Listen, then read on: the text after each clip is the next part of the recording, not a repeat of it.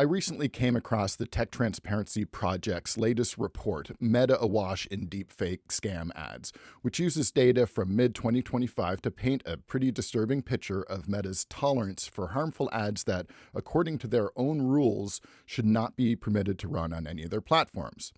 The reasons behind their relaxed attitude could be many, but the easiest to understand, most obvious, is the amount of money that Meta makes by allowing these ads.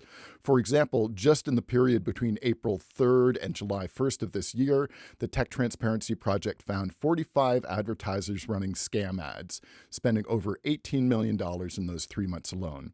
And that's just from the fraudulent ads that the report writers could easily identify. So what kind of ads are these? Well, most of them are deep fakes of Trump or Musk or Bernie Sanders, AOC, or other politicians promoting non-existent government programs, often targeting seniors. And although Meta claims it has invested in scam prevention and prohibits these types of ads, they nevertheless approved all of these scam advertisers, allowing them to run ads for weeks without taking action, and in some cases only shutting them down after the scammers had spent over $1 million in ads.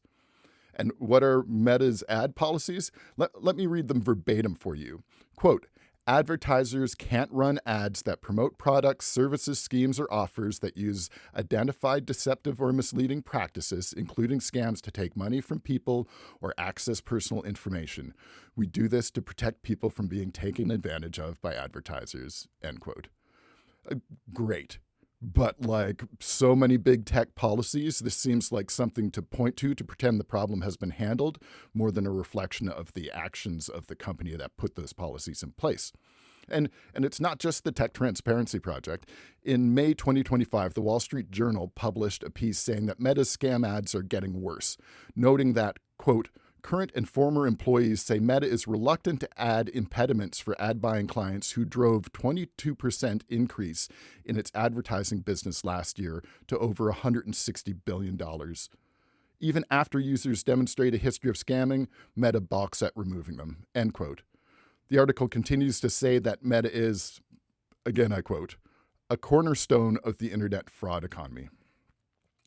As Senator Elizabeth Warren, one of the politicians who had deepfake scam ads made in her image, said, the only thing worse than these deepfake AI videos being used to scam Americans is the fact that Meta makes tens of millions of dollars off those scam ads. In addition to imaginary government programs, there are also tons of fake investment ads using deepfakes of people like Warren Buffett, and a group of 42 state attorneys attorneys general in the United States are calling on Meta to do more to prevent these ads, which have resulted in the loss of hundreds of millions of dollars by unsuspecting Meta users. That many of these ads target seniors is especially disgusting, and the fact that they often use politician deepfakes is yet another way the internet, especially social media, is furthering a deep lack of trust in elected representatives.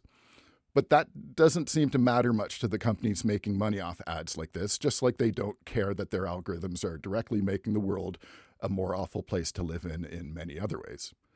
In the end, Meta probably spends even less time trying to enforce these policies than they did in writing the closing line of their ad standards page on fraud and scams, which says in pretty poor English, quote, scams are a problem that affects people across platforms and industries, and we take a comprehensive approach to making our technologies a safer place, end quote.